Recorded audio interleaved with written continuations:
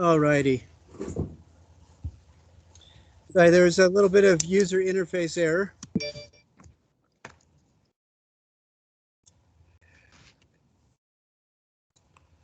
Today is the 22nd.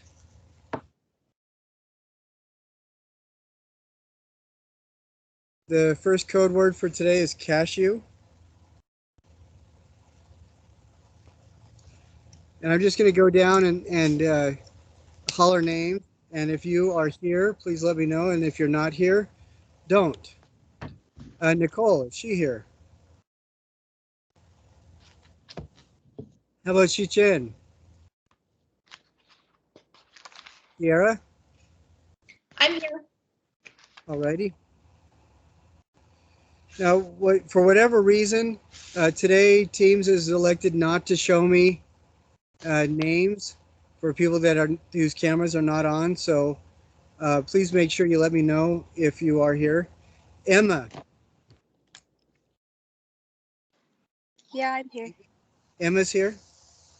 All right, Amy. Yeah. You're here. Megan.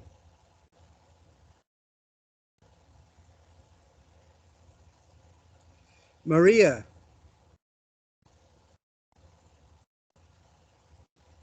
Catherine.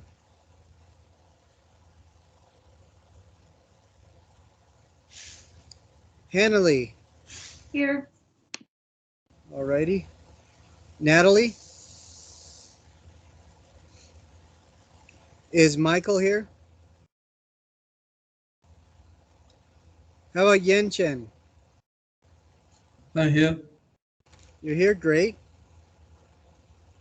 Xiaoshen. Yeah, I'm here. What's that? I'm here.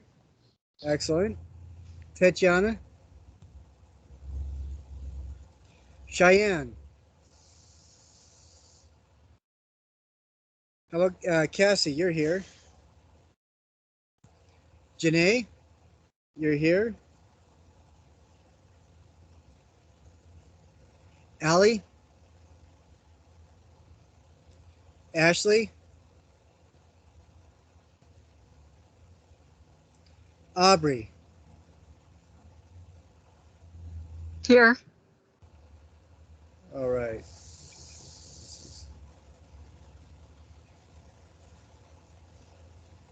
Okay, one person is here that did not answer when I called your name. I'm here, Nicole. Nicole? Okay.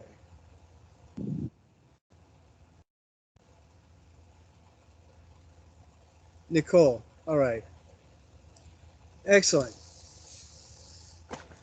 Okay, today we're going to go over the last quiz. We're going to talk about Module 6, and I'll answer questions and stuff like that. So in the meantime, I updated Module 5 to show examples of the texture and color tiles, cubes. Did everybody see that? Or did anybody see that? Yes. Several people said they never got the images. I sent them through UVU mail. And that may be a reason why some people didn't get it. But hopefully everybody's sees those now. Sees them? Whatever. I think you know what I'm trying to say. Today, this quiz is also going to be talking a little bit about conceptualism and more into the use of color.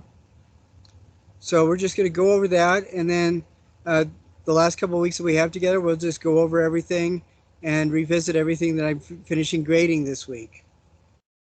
Again, with the due dates and stuff like that, they're guidelines to help you get stuff done. Everything is due on the last day of last possible moments of finals, and you can revisit and rework anything that you turn in if you don't get the perfect points that you want. Let's see.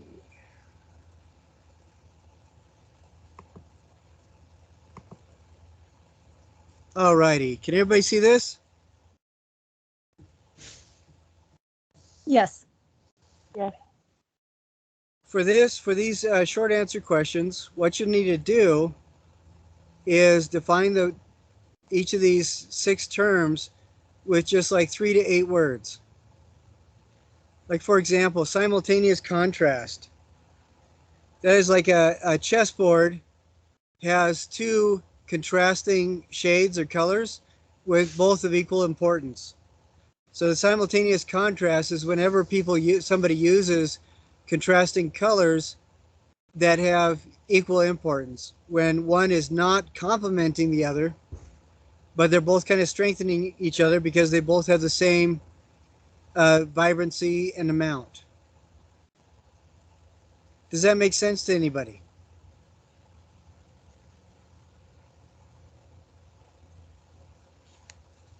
Or does that not make sense to anybody? I guess that's a good question.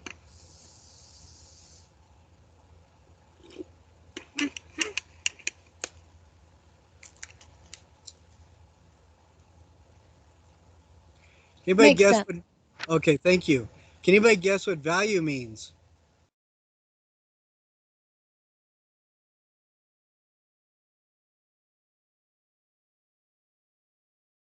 Like the darkness or lightness of a color? Yes, exactly. Perfect. How about hue?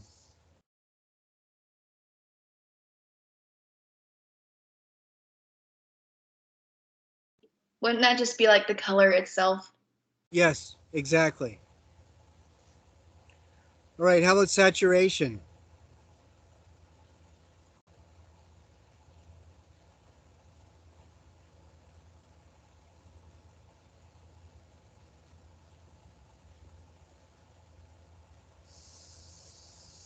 Isn't that kind of like the brightness or the vibrancy of a color?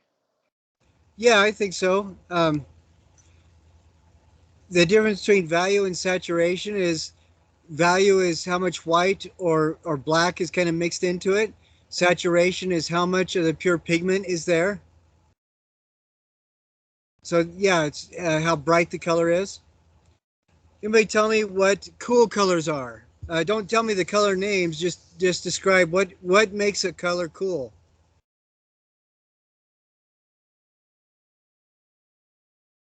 If it has like purple or blue undertones, at least in my opinion. Yeah, exactly. So green, blue, and purple are all considered cool colors.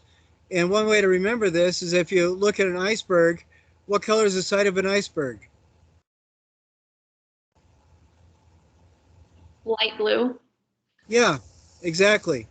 When you look at mountains as they recede away from you, there's more air between you and the mountain, and that kind of shades it blue as well. Cool colors are all those things that have uh, tints of blue in them. Does anybody know what subtractive color mixing is?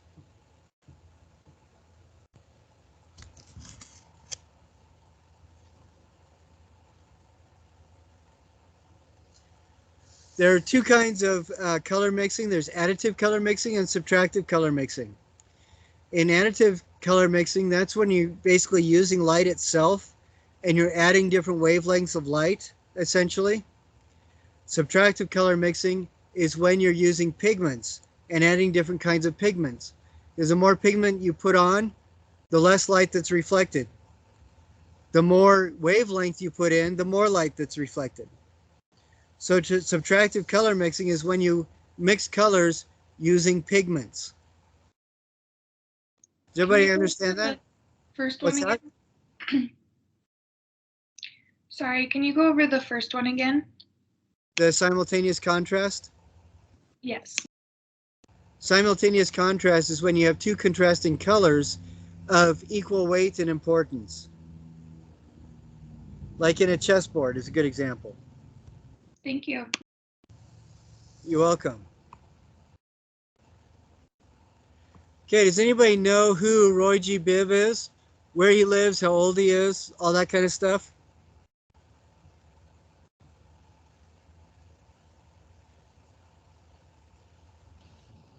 No, enlighten us. Thank you. Roy G. Biv is an acronym for the colors of the rainbow. And it starts with the warm color going to the cool colors. Roy stands for red, orange, yellow. G stands for green. Biv stands for blue, indigo, violet.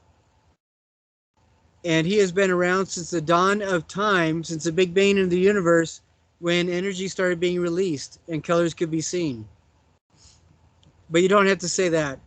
All you need to do is say, for the answer to this question, for those 2 points, Roy G. Biv is an acronym for the colors of the rainbow, and then list the 7 colors. Does everybody understand that? Yes. Thank you. Okay, does anybody know what a ready-made is and who was the first one to do it? Is that a paint color that was like already mixed, like the pigment was already made for you? Nope. You're on the right track. It is already made. There's a guy named Marcel Duchamp, and his famous sculpture is called The Fountain. Does that ring any bells? Yes, I know what one you're talking about. It's like a urinal. Exactly. So what made it a ready-made? It was Oh. already an item existing. Yeah. Yeah, exactly. You can imagine he really made a lot of people angry, because up until then, people were in a lot of art circles, the artist was considered the original maker, and people weren't really paying attention to how much art and the display of art really changed its meaning.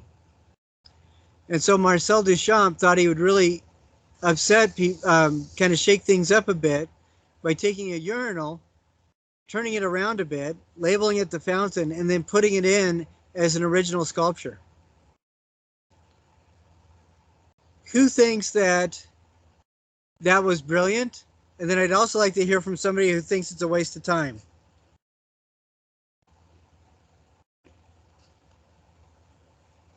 It can be kind of a waste of time because it wasn't originally his idea, I feel. He didn't design the urinal in the first place, if that makes sense. He didn't design the urinal, but by portraying it as art, it became a new idea. And so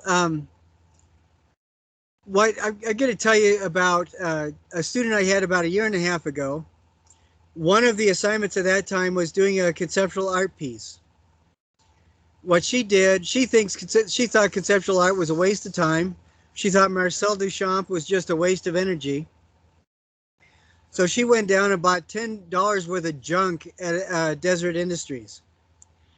And then she contacted several different people and got just a list of random titles from people. She had friends over for a Super Bowl party, and at the Super Bowl party, she put a tablecloth on this long table, set up the random junk, and just pulled out, literally she just pulled at random the titles from a hat and set them in front, and then had her friends look at it as an art show. And the reactions that she got were amazing. Because these items were presented as artworks, people's perceptions of them automatically moved towards what is the person trying to say. And what was fascinating is she got people talking to her about how this was a really biting commentary on the presidential run of Donald Trump. Somebody else was saying that she was just really being insightful about contemporary art. And she just got a wide range of reactions. And she said that her daughter got incredibly angry at her when she found out that this was entirely random. And all she was doing was just exploring that idea of placement and context. Now, even though the fountain was made by somebody else before, and essentially Duchamp did not even change it at all, did he add anything to the conversation by presenting it as something else? Yes. If he presented it as something else, I guess it could be argued to be whatever. I think what he was doing is and what's interesting is that I feel that I have a foot planted on both sides, where I feel part of me feels that it's a waste of time, and part of me thinks it's genius, and it's hard to reconcile the two. What Marcel Duchamp was doing was not, I think, art, because he didn't do anything. He just presented something. But then on the other hand, he presented something in a new way, gave it a new title and a new context, and then suddenly it became art. So he also created something new. He didn't create anything physically new, but he did create or generate a new idea. And I think that's a concept that's worth exploring. And we'll talk about that more next week. But what I'm saying is that two of you, I agree with both of you, is the problem. All right, now here's something. What are the two main reasons people choose to use found materials to make art? There's actually several. And I'd like to list several of them, and then you can use your notes and just to write down two when you answer this question. And you get 1 point for each of them.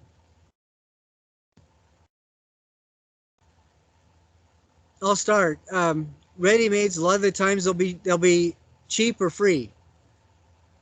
If you are looking for example, some jewelry pieces or some candy pieces to put in your artwork, having somebody else made them already is a lot easier to deal with. It's cheaper.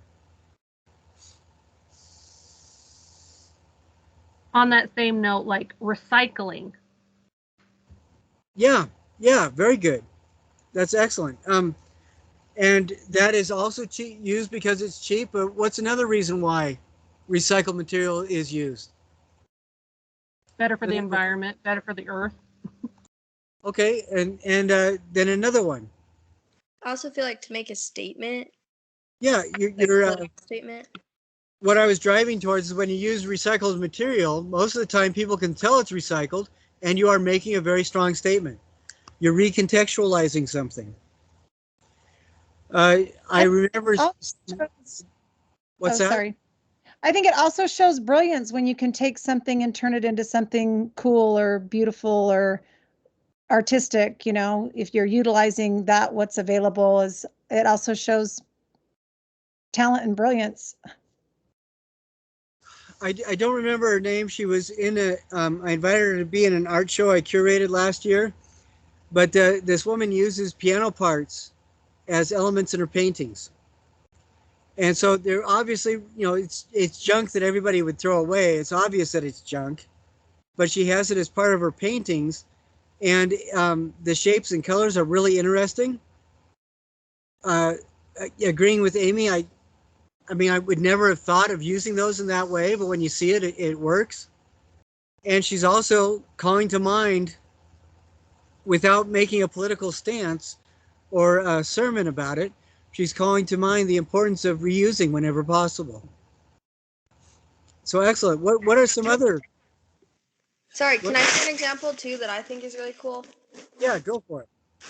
So I'm not only an art major, but I have a marketing major too. And one time I met this guy who, he basically wanted to prove for his senior thesis that you can market whatever as long as it's packaged pretty. And so he's from New York City.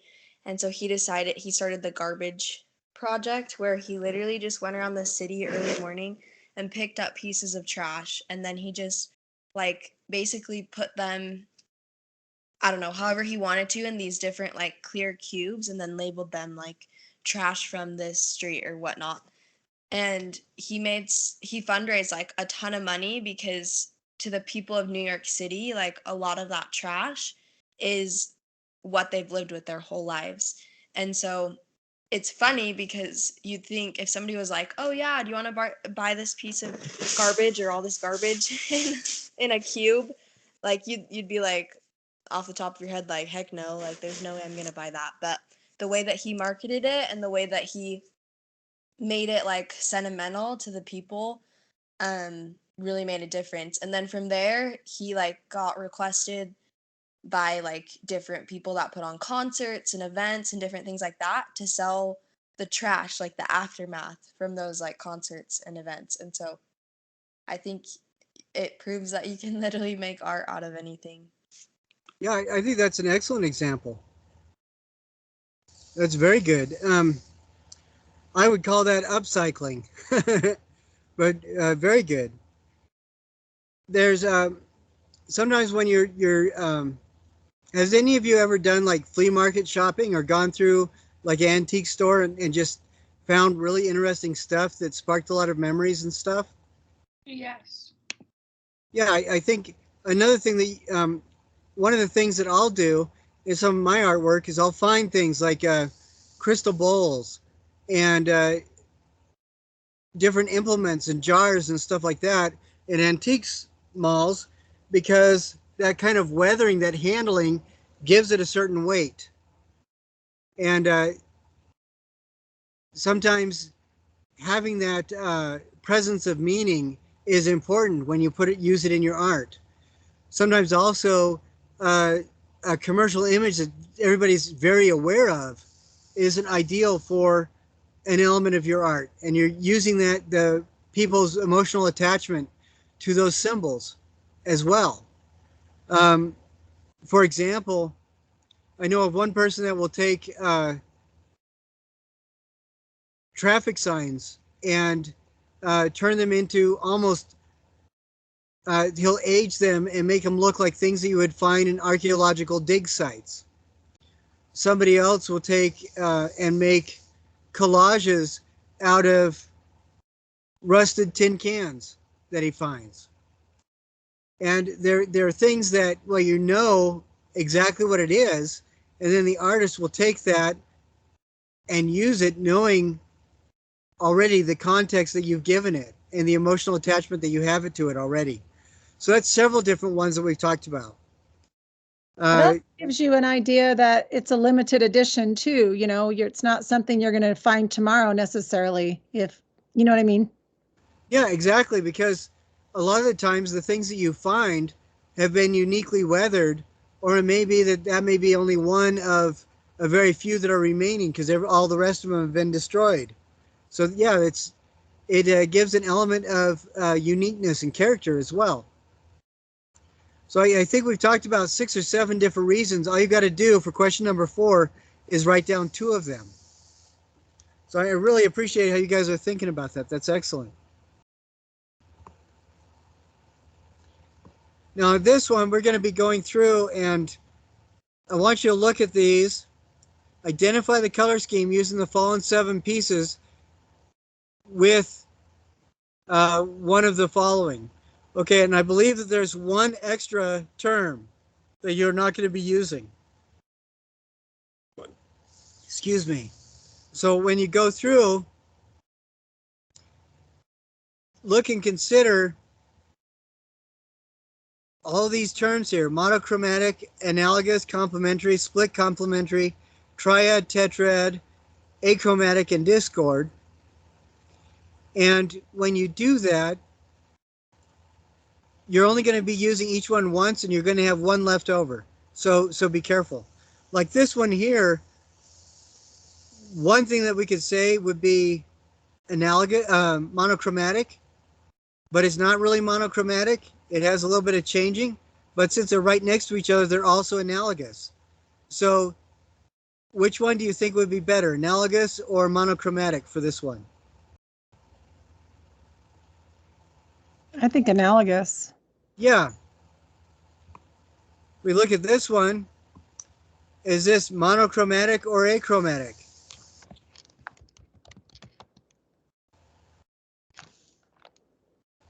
Are there really any colors used? Is it achromatic? Yeah, exactly, because it's just white and gray. So excellent. How about this?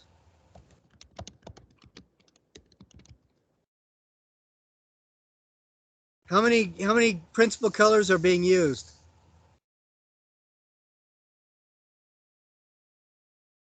Complementary, just two. Yes, very much. Now this one, which of those terms do you think this one is? Is that the triadic? Yeah, because there's 3 different colors used. How about this one? How many colors in this composition?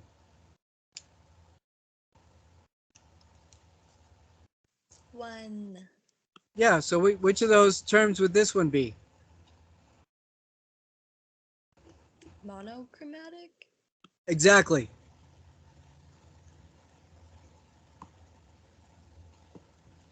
How about this one?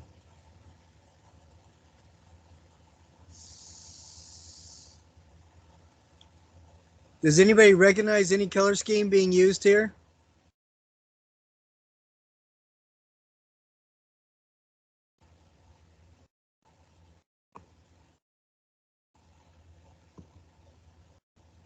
It looks like all of like the primary. It just there doesn't really seem to be any consistency. So that one's the discord because it's none of the traditional color schemes.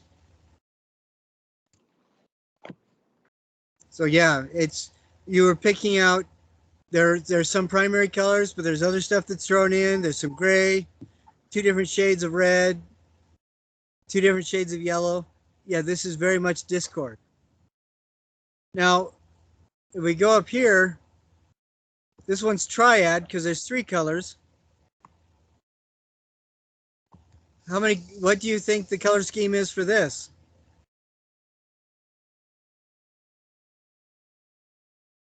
Tetrad? Why? Because there's 4 colors? Exactly. So very good. Excellent. Yeah, this is tetrad.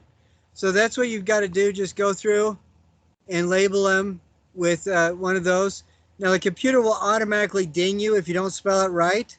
When I go back through to grade it, I'll give you the point even if you don't spell it right.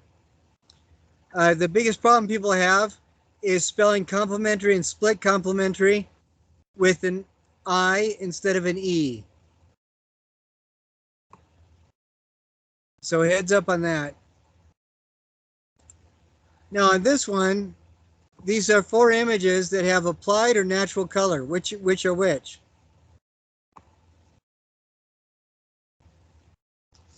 So is this applied or natural?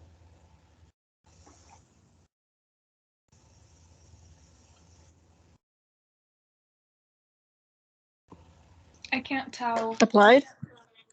Yeah, I think that this is red paint put onto a tar body. So yeah, it's applied. Now this one is a little bit tricky. Do you think this is applied or natural? Natural. Yeah, I would say so because these are all leaves. And the way that they're put together, it definitely looks like it's painted, but it's not. So very good. How about this one? Is this applied or natural? Applied. Yeah, it's pretty apparent that these are painted very bright colors. How about this? Is this applied or natural?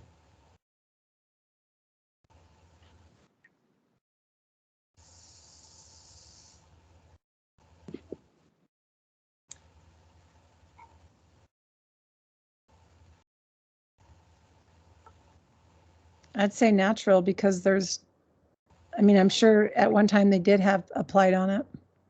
Maybe there is some applied on it. I don't know. I'm thinking that over the last 500 years, all of this that's on there is just from people touching it and handling it. I think it's completely natural now. Yeah. Originally, Etruscan, Greek, and Roman statuary was painted, but whether or not this was painted, there's nothing remaining now. So yeah, this is natural.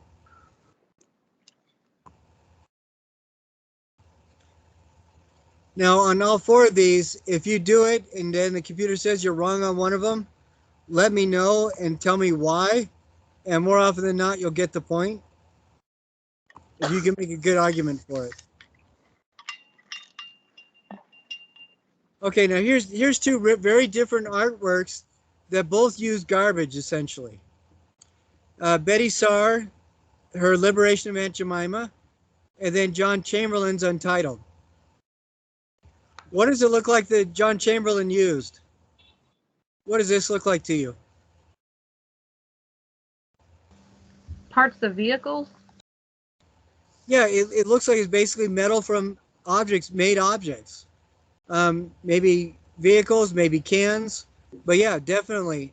And what John Chamberlain was absolutely fascinated and enthralled with just the conceptual process of shape and color. So most of his work isn't recognizable as mimicry of another object. They're all just explorations of, what do these shapes look like when they go together? So yeah, it's a very formalist kind of structure.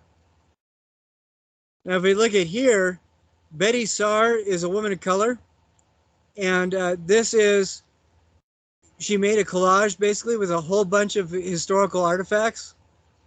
And we can look back here. Here's labels from different food mixes. Here is a doll, a toy broom, a toy shotgun. Here's an image of, it looks to me like it's from the 50s. Very stereotyped figure of a woman of color. Even though both of these are made with found materials, what kind of response do you have to this? It feels to me like there's a narrative going on. I don't know exactly what the narrative is, but it feels to me that it's telling a story of some sort. Does anybody else get that vibe?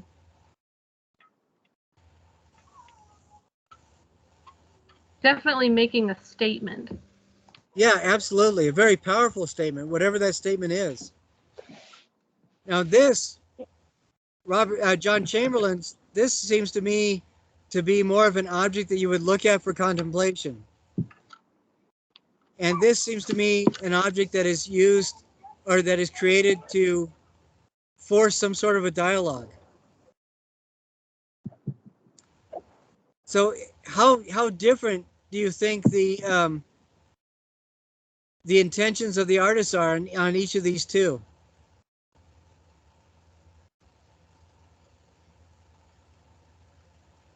Well, after you were trying to say that A has a statement, I was observing it more, and I really think it's trying to state that colored women are hard workers and that they give birth to children, because there's a broom there, and that they do a lot of labor work. And what I get from A is different, like it's a story. It's trying to describe that, just because white people do stuff, it doesn't mean that the blacks can't either. And then B, it just looks more like a form of a plant. Yeah, there seems to be a lot less of an articulated statement with this, doesn't there? I think that this one could be used in a political race. This one, no one in the political race would have any idea what you were trying to say. But yeah, it's very interesting how different they are. So when you do the answer to this, what I would like you to do is just talk about basically what we just talked about. You don't necessarily have to say what you think either of them is saying, but I would say both of them are very conscious of the material that they used. Both of them use stuff that other people would consider garbage. And A, the artist is making a very strong statement, and in B, the artist is asking you to just appreciate it. I think that's what the biggest difference is. Yeah, those are some good insights. Thank you. Now, this one ties in with what Ali was saying earlier about the marketer getting garbage from New York. Fran Crow has a very strong connection with dealing with marine waste. But one of the things she recognized early on is that people, when you start preaching to them, most people ignore you completely. Have any of you been to like one of those little seaside towns that exist now primarily for tourism? And you see these little things that you go to a gas station and you'll see seashells in like a little plastic pouch hanging up, and you can buy for a couple of dollars seashells from the seashore nearby. Have any of you been to little towns like that? Gas stations like that, little tourist shops like that?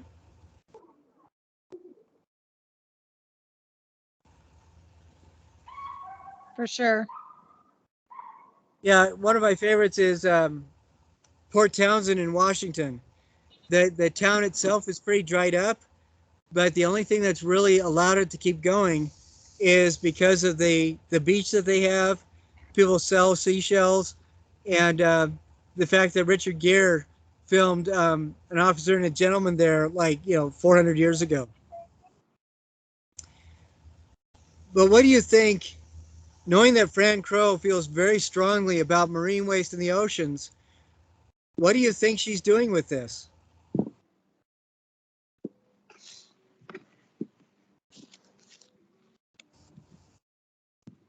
Don't leave souvenirs behind. Like trash.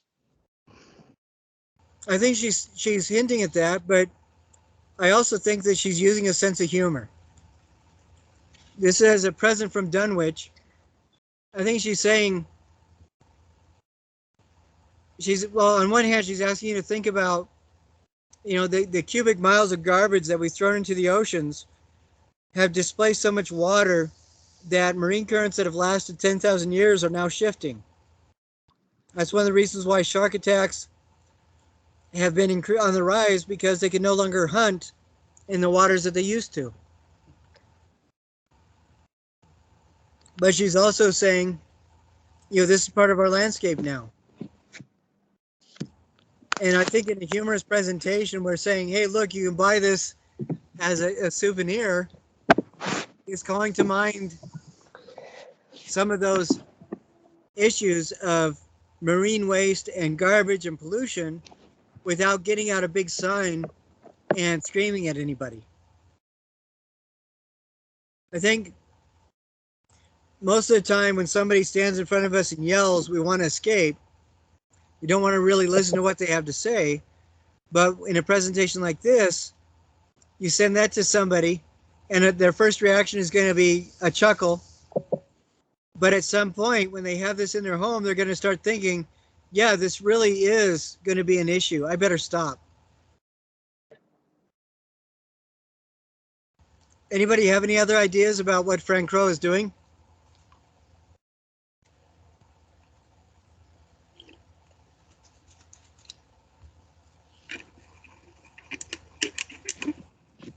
I like the fact that she's kind of sharing her intent without screaming at anybody.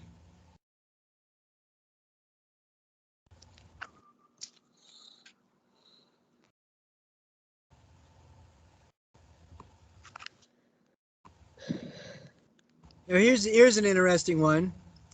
In 3 to 4 sentences. So whenever you come up across something like this, use one sentence to describe one of the artworks and a second sentence to describe the other one.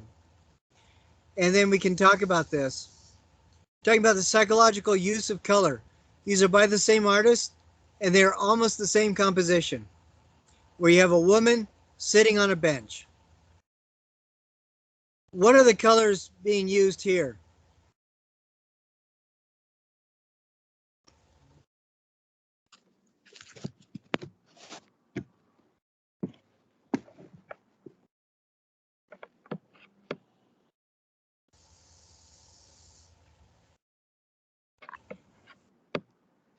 Sadness, depression, like she's sitting alone, she needs a friend.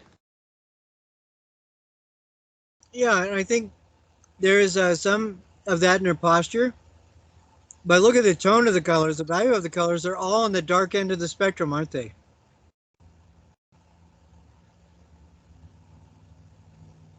This makes me feel of almost like coalesced shadows because it's so dark. And blue, like you said, is very depressing, isn't it?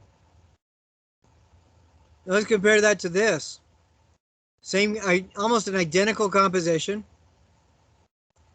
But what makes this one different? The color being lighter and her posture being more uplifted. Yeah, I think you're right. Absolutely. Because she's white. She's very upright. Here, the blue doesn't feel as depressing as over here because it just happens to be the color of the bus bench. And her white really stands out because of the dark colors around her.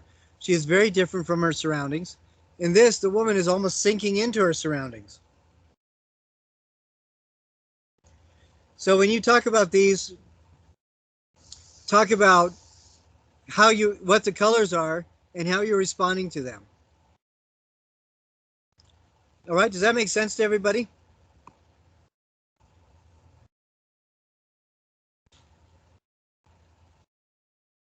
Yes. Excellent. Now I'm going to try to pull up a video to watch really quickly. If I can find the video again. Sometimes it's a little bit difficult to find it. Oh, here we go. Okay. And I found it right away this time.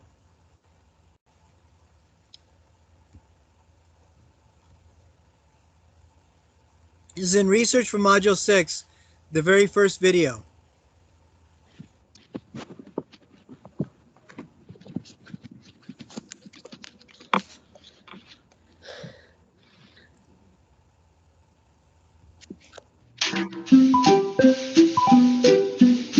Okay, can everybody see that full screen and can hear it?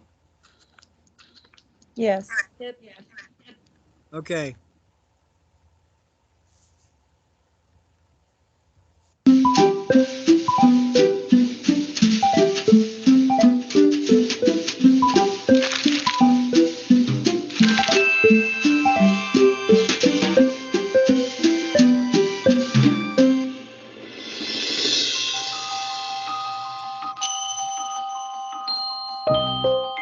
This year, our world will generate over 2.6 trillion pounds of trash. At this rate, this figure will reach 8 trillion pounds per year by the year 2100. The convenience economy of take, make, waste turns out not to be so convenient. Trash is a global problem.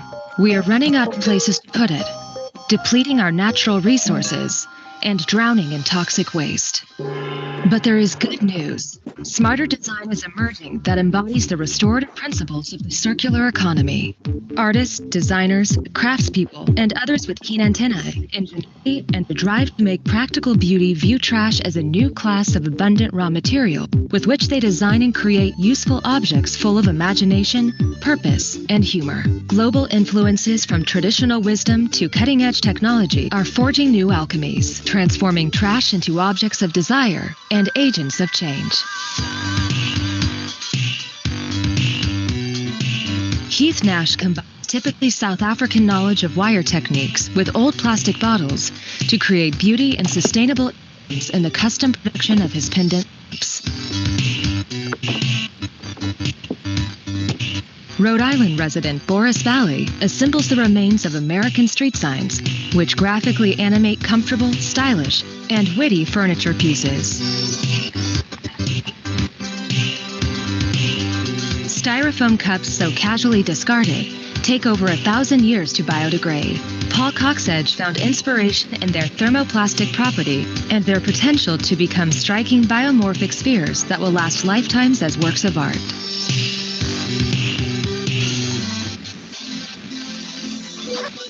With art that reflects the authentic realities and culture of Africa, painter and furniture designer Houghton Kara celebrates the colorful patinas of the plentiful oil domes found also, redefining modern design in his own vernacular.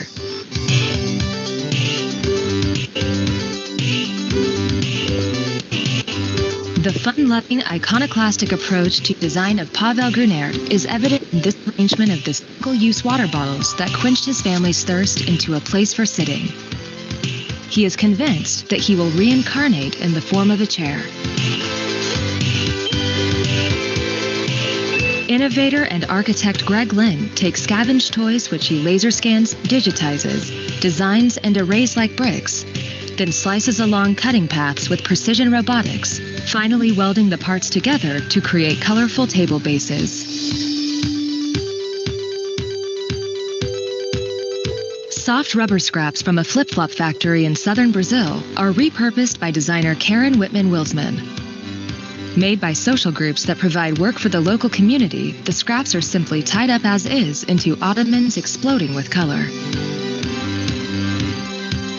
With an artist's eye, designer Stuart Haygarth combs the Kentish shores, collecting, categorizing, and sorting ordinary plastic debris, which he meticulously transformed into extraordinary and precious chandeliers.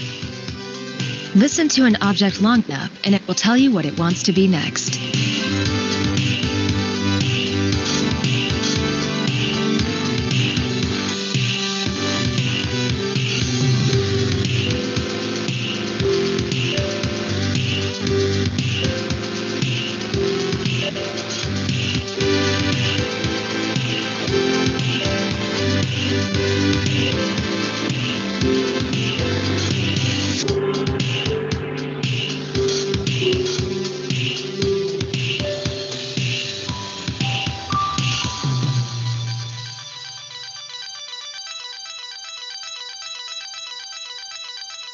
Reuse, reduce, recycle. It's common sense that can save the world. Trash is the failure of imagination.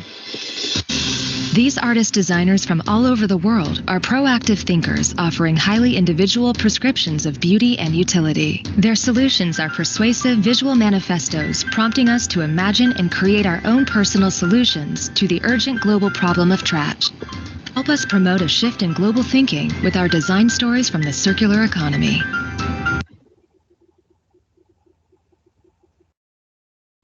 What'd you guys think about that?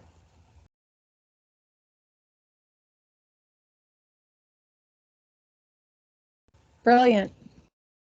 I think that there's a lot of fun stuff going on. Some of the things make me feel really uncomfortable, but some of the stuff I thought was like one person who takes the street trash and casts it into acrylic for furniture. The other person that makes takes the old nets and weaves them into furniture. I thought that was pretty cool looking. I thought that the pendant lights from the styrofoam cups, that was pretty cool. Any of those things make you really uncomfortable?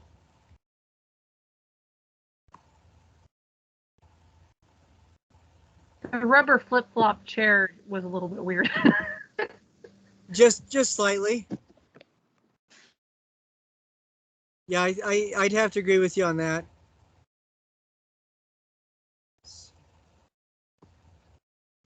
I am scowling because I'm looking for another website that I wanted to show you guys. Nick Cave is one of the artists in Module 6 that I think is absolutely amazing. But there's the team of Jeanne Claude and Christo that, I don't know, I really like their stuff. I like what was done. And on some of these, I'm finding out that some of the pages that I have you go to are not linking correctly.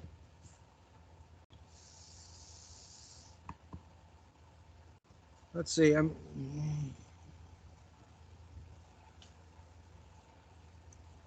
This is weird, and it looks like the Jeanne Claude and Christo website is.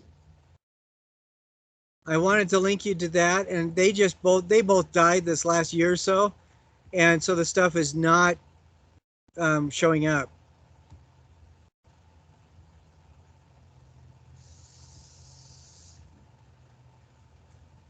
That's frustrating because I wanted to show you what they managed to do. Does anybody know who Jeanne Claude and Christo are?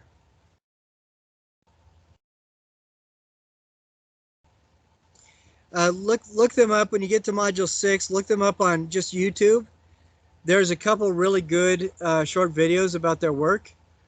one of the things that's amazing about them, Jeanne Claude and Christo are a couple that are world famous for wrapping things. And some of the things they've wrapped is they've wrapped islands, they've wrapped mountains, they wrapped the Reichstag. The Arc de Triomphe was this last year. They also do other things where they'll, one of their famous things is called the Gates in New York, where on the path they just hung cloth, and it really forced people to engage with their surroundings. Are these the same people who did like the pink sheet around an island? I think it was an island. Yeah, it's around in the Florida Keys. Yeah, I've seen their stuff before. It's really cool. And what's fascinating about them is when they did that. Oh, I'm going to show you. Okay,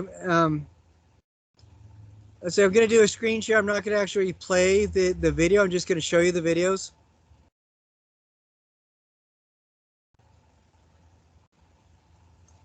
This just gives an overview of some of their projects. You can see in the search bar, I just did Jeanne Claude and Christo. This is the Florida Keys. What they were asked was to go to these Florida islands and put this pink plastic around them. And they were asked to do that by the people that lived in the area. They got a lot of flack for doing this. They were told they were destroying the environment and all this kind of stuff. But what people don't understand about the whole story, the people in the area asked Jeanne Claude and Christo to come and do this because of a couple things. One was the town's economy was suffering. Tourism was shifting to other locations. That was one thing.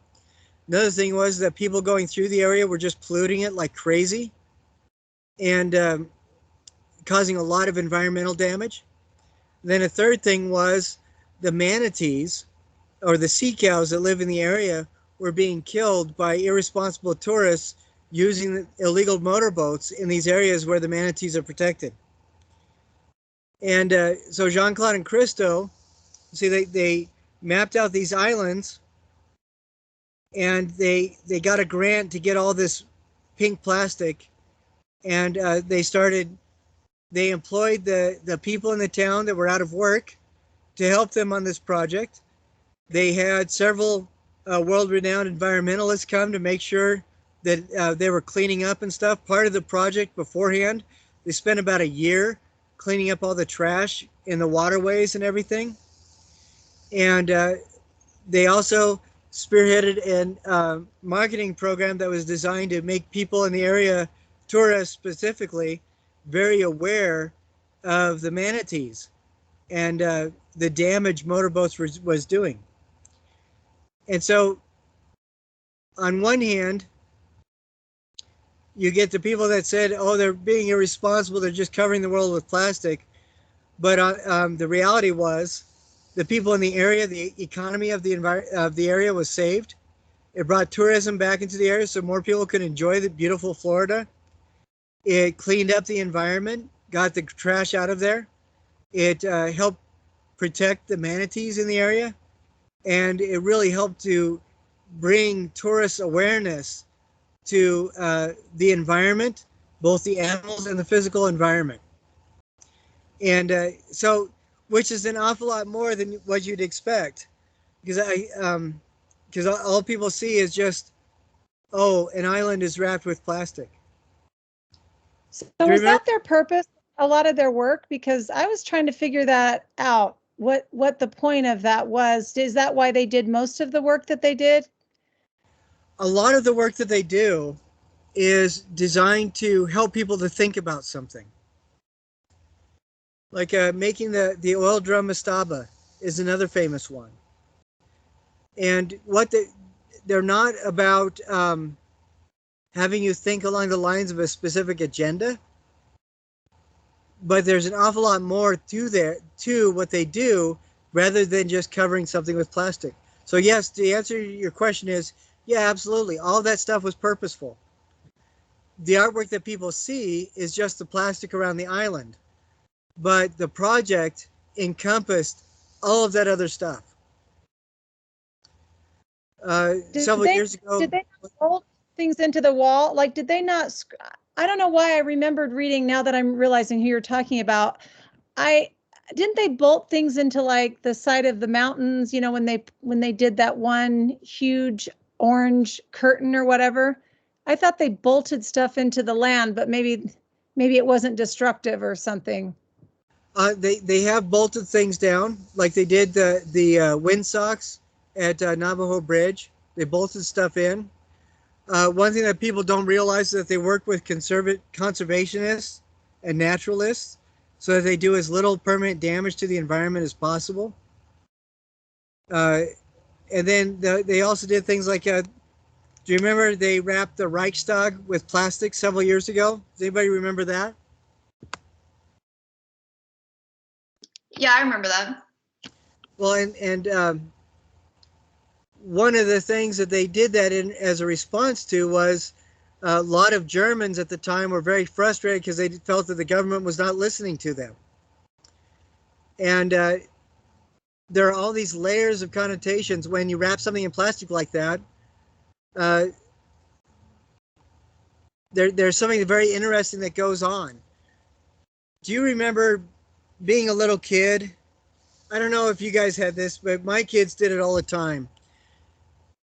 If they knew that there was a Christmas present or a birthday present that was hidden somewhere in the house or wrapped, they would almost die trying to find out what was inside of it. Do you guys ever do that? Do you ever find yourself doing that? Where you become actually more curious because you can't see it?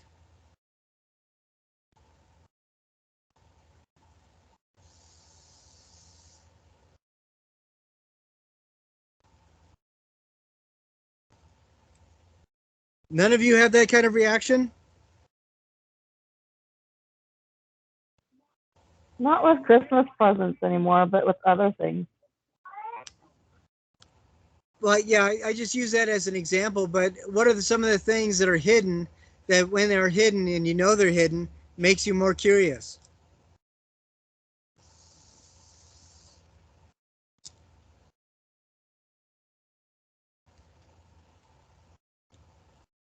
I only think that way about secrets. If someone says something, oh, I can't tell you, then I'm fixated on knowing what it's about. So I guess it's kind of the same thing. Yeah, it's the monkey mind, and that was a big thing that Jeanne Claude and Christo played on. He was a very staunch feminist, and a lot of his early work involves with taking models and wrapping them with plastic. So you can only see like a hand poking out of the plastic or a foot. And some of the things he was dealing with, he and his partner, Jeanne Claude, the idea of just the Western, the ridiculous Western perception of idealized feminine beauty, where this model is wrapped in plastic. She can't breathe. She's restricted. Somehow the plastic is there to preserve her. Nobody can see who she really is, and she's not free to express herself. And all those things, he's dealing with all that stuff just by wrapping a model with plastic. And but it's fascinating because there's a lot of that's going on. When you wrap something up, when you cocoon something, you're dealing with that idea, like Amy just said, where you tell somebody you have a secret, but you're not going to share it. You know something's there, but sometimes when it's wrapped up like that, it almost becomes, I don't know, there's a pathological need to find out what's going on. It's just very difficult to allow the wrapped thing to remain a secret. Does anybody else have that kind of experience?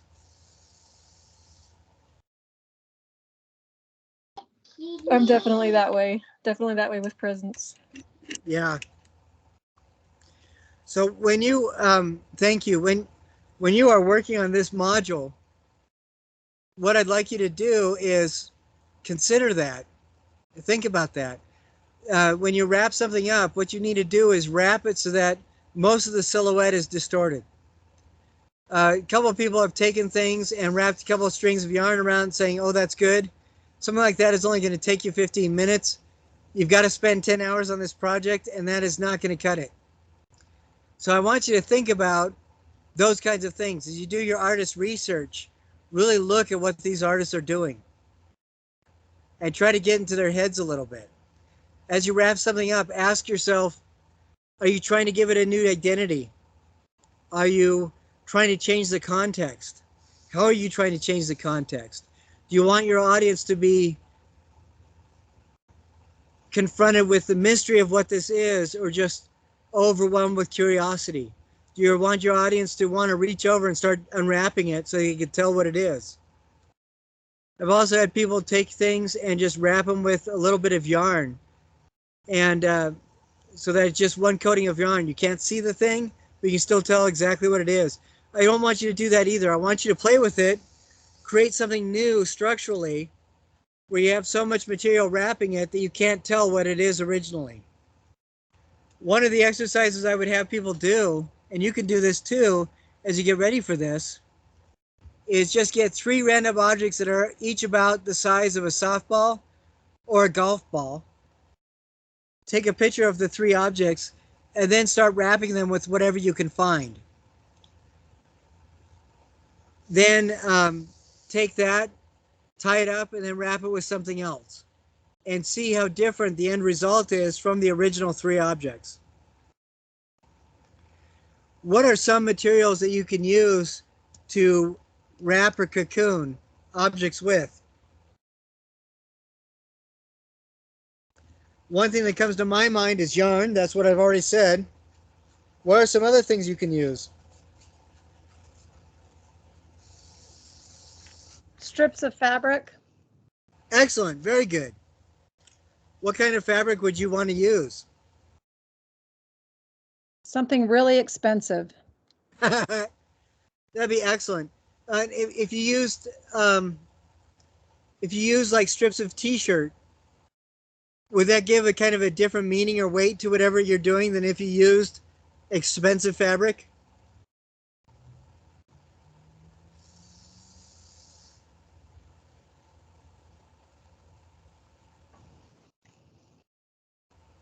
Yeah, like we said, recyclable stuff, things that maybe you're giving away. Well, I'm not asking necessarily about, that's true, but I'm not asking necessarily about the material itself. I'm asking about, would the meaning be different with the kind of material that you use? If you're using fabric with the different kinds of fabric, would each one have a different meaning as you're using it?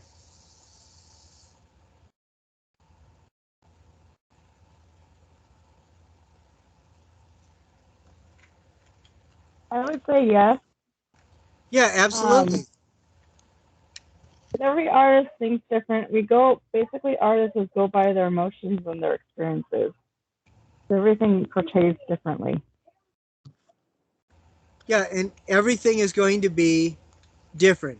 If you use something like an expensive drapery and cut inch-wide strips of that and use it to wrap with, it's going to feel different both from you as an artist and to your audience than if you use like old ratty jeans, cut those into strips and use that. Or you used a couple sheets that you bought from Desert Industries. There's that worn kind of cottony kind of feel where it's obvious that the fabric is not bright and new. So you're using the same material, it's all fabric, but each one is going to have a different meaning and connotation to the viewer. What are some other materials you can use to wrap with?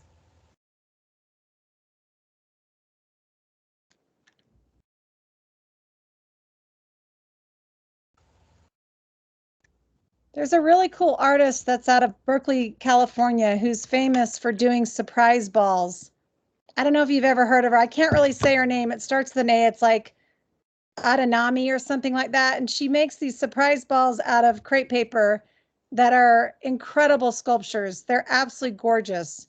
And she'll charge and she'll put like little trinkets in it from like gumball machines or, just kind of silly novelty toys. But her stuff is amazing. And she lives in her parents' attic, and she just like takes them over on her little bike, and they sell out the day that they get there. They're beautiful because she just uses such a cheap material to create these sculptures that are gorgeous.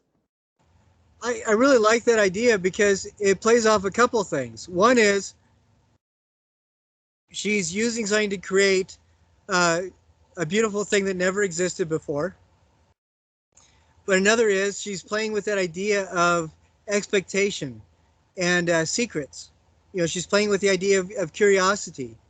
And I also like the fact that she uses the really cheap crepe paper and inexpensive trinkets, but people are fascinated with it because of the way it's presented. I love all three of those ideas. That's an excellent example. There's a couple artists that will use different kinds of rope. And it'll just be like the natural fiber rope. There's one artist that I'm thinking of that will take like maybe a wagon, a rocking chair, and a rake, and it'll wrap it with so much rope that it will look like a giant amoeba with maybe a handle of the wheelbarrow coming out, and maybe a couple of tines of the rake poking out, but everything else just looks like a gigantic wet spider's nest. I think that's absolutely fascinating. It's shaped like almost an egg sac itself, but it has all this stuff inside of it too. What are some other things? Oh, can I tell you guys a gross story? Yeah. This is something else that you can use to wrap with, but I'm pretty sure you're not going to be able to sell it as a surprise ball because I don't think anybody is going to want to touch it. My little brother, when he was about 5, 6, 7, would use all of his allowance to buy big packs of bubble gum. And then he would chew them all within a matter of minutes. And he'd have this huge softball-sized glop of gum that he would throw away. Just really disgusting. And growing up, our dog, we had a beautiful Irish setter. She never trusted him, ever. And she would never even let him near her because she didn't like him at all. Well, one day we noticed that he was out in the backyard with the dog in his lap at the very end of the yard, and she was very calm and content and seemed pretty happy. So we thought that was kind of weird. And then when my little brother came inside, my mom noticed that the dog was still out there sitting in the same spot. And that's when she thought something might be up. So we went out and checked on her. The reason why the dog wasn't moving was my brother had taken several packs of bubble gum, chewed them all up, and then used them to wrap the dog with bubble gum like a mummy from head to toe. And she couldn't move because she was wrapped so tightly that every time she would try to move, the bubble gum would pull on her hair. So we had to get a bunch of peanut butter. We were able to get all the gum off, but the point of the story is that's something that you can use. You can use strips of bubble gum that you chew to cover something with. Have any of you ever been to or seen the gum wall in Seattle?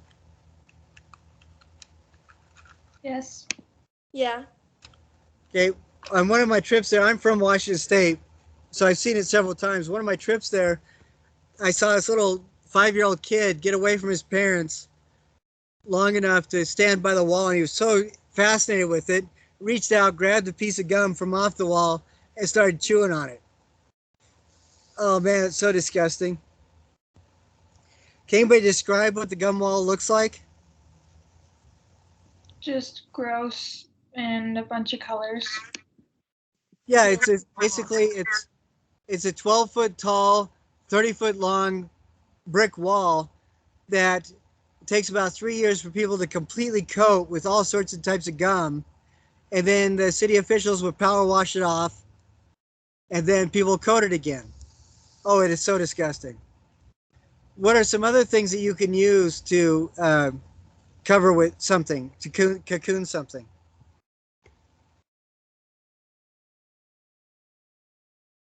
Wire. That's a good one. That's an excellent one. What's another one?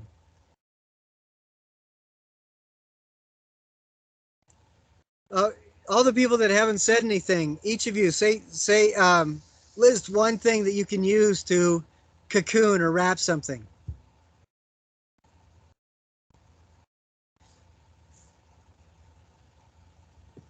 I mean, like with our project, we used paper mache to wrap stuff.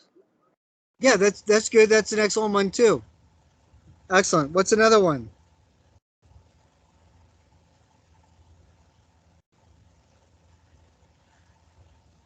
Sierra, did you already list something? I did not, but I was gonna say like organic things from nature, like leaves and stuff. How, any idea how you would get those to stay on?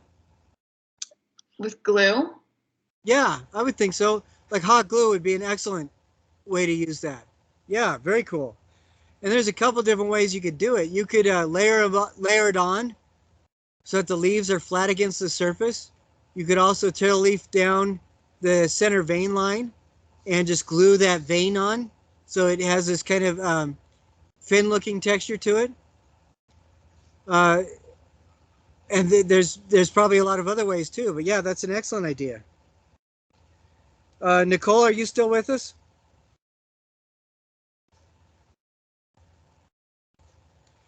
Hannalie, you've said something. Have you talked about this at all?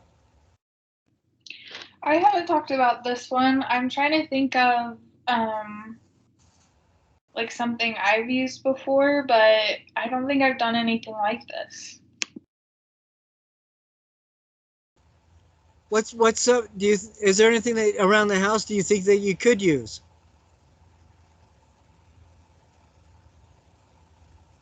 Possibly like hay.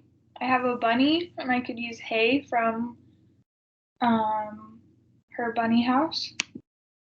That's really interesting. How would you get it to adhere to whatever it is you're wrapping? Probably with hot glue. Like I'm picturing like braiding it and then using it to wrap something. That's a really interesting idea. I like that. That'd be very cool. Yen Chen, what would you use? Or what could somebody use? Sorry, can you say it again? We're just talking about what kinds of materials we could use to wrap something or cocoon something. Doesn't have to be a material that you would use yourself, but what kind of something could you use?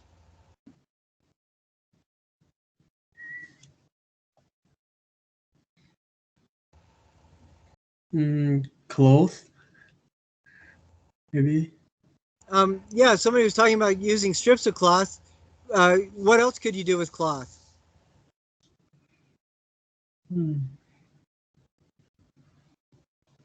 Well, I'll tell you, Jeanne Claude and Christo, one of the things that they did was they would do sketches where they would show how something would be wrapped, and then they would draw where the ropes would go and make the lines of rope and string look very painterly. So you could take like a cloth sheet, wrap something with it, and then use rope or string to tie it so that the string itself looked really cool.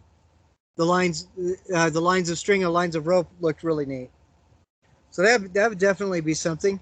Xiaoshang, what's another material you could use to wrap with?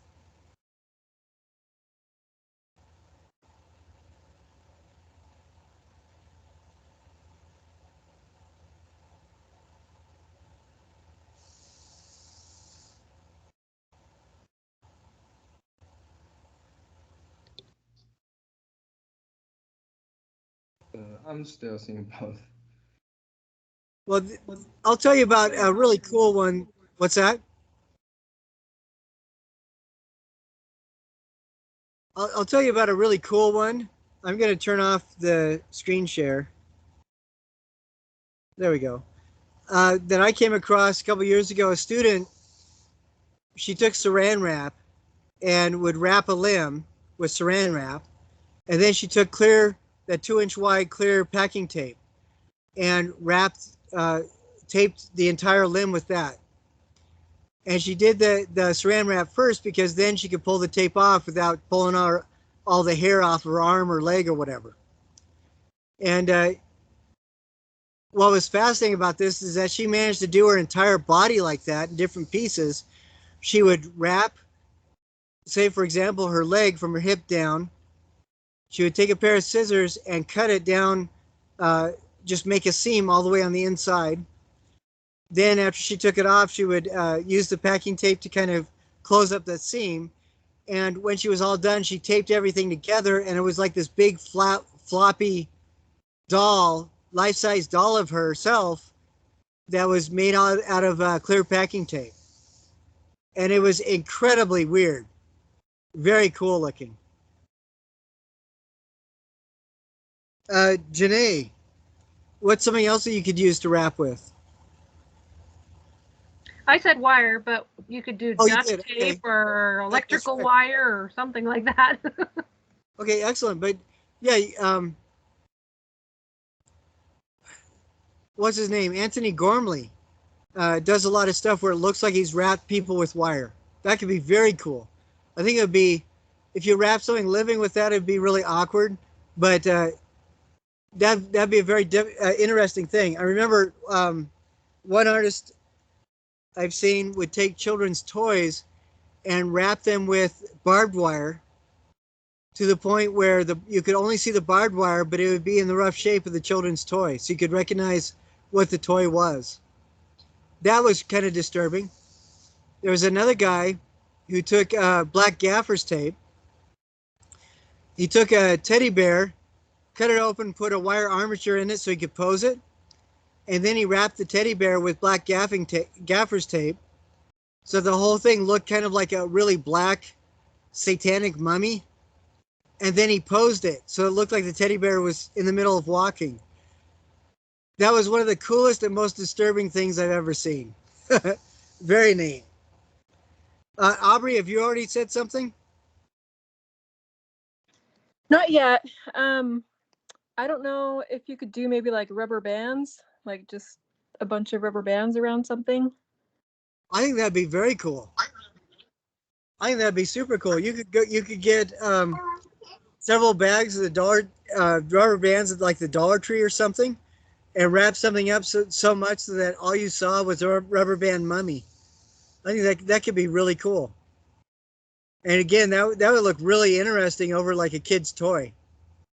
There's a Japanese sculptor that collects wigs from anime figurines, and then she makes new anime figurines just with the wigs. So she'll wrap an armature of an anime figurine with just sections of anime wigs, and it makes it look like somebody tried painting with octopuses. It is the oddest thing I've ever seen. And there's a sculptor that will take and collect those. You guys have been to the those quarter 25-cent vending machines and get like the little toys in the plastic bubbles. Have you all seen those? I saw somebody made two sculptures. One was they took a softball and just completely covered it. No, actually, it was a volleyball. Completely covered it with empty bubbles from vending machines, and then took another volleyball the exact same size and coated it with all the little toys and tattoos and candy that had been in those little bubbles from the vending machine. So it was a set of two sculptures. Very cool looking. I don't think I'd ever want to eat the candy, but very interesting. In some families, our great grandparents would do something called memory jugs. Have any of you ever heard of this? A memory jug? They would take like an old whiskey jug or old milk jug and coat it with mementos from the family. Different things like grandma's bead collection or button collection, or grandpa's pipe, or different things like belt buckles and stuff like that. They would glue these to the outside of the jug, whatever it was, and then kind of grout it in with cement to hold it in place. And if you look up memory jug on DuckDuckGo or Google, you'll see images of a lot of these historical memory jugs that people did. And it was usually families that didn't have a lot of money. And it was a way of, you guys all remember, everybody probably has in their family some relative that has the family Bible that has names and stuff written down in the cover of the Bible. And this was kind of like for people like that, but or replace that. These people didn't have a Bible necessarily, but they wanted to have some way of remembering members of the family, and so they would make the memory jug. And that's I've seen some people, contemporary artists, who will get jars and bottles and jugs, and then coat them with things like that, buttons and stuff that each have a specific meaning, and it makes for a very interesting looking sculpture. Nick Cave is one of the artists that are in this section that I think is remarkable. He makes what he calls sound suits, and they're basically dancing costumes that are designed to completely hide the dancer, but he'll make them with elements that are essentially mementos. Each element means something, and it turns it into a moving, walking suit that a dancer can perform in. And I think it's just a fascinating way of exploring just the cognitive aspect of memories, among other, and it looks cool, which is really neat. Well, that's about all I wanted to drone on about today. And then Monday, we're going to go back over the artist critique, and we're going to talk about, I'm going to try to get everything graded by this weekend. And then, so Monday, we'll also be talking about the research project and answer people's questions and stuff like that. But before we break for the weekend, does anybody have any questions on things so far? Have people seen the images I put into Module 5? If you haven't, refresh Canvas and check that out, because I put in several images just to kind of flesh that out. Anybody have any last questions?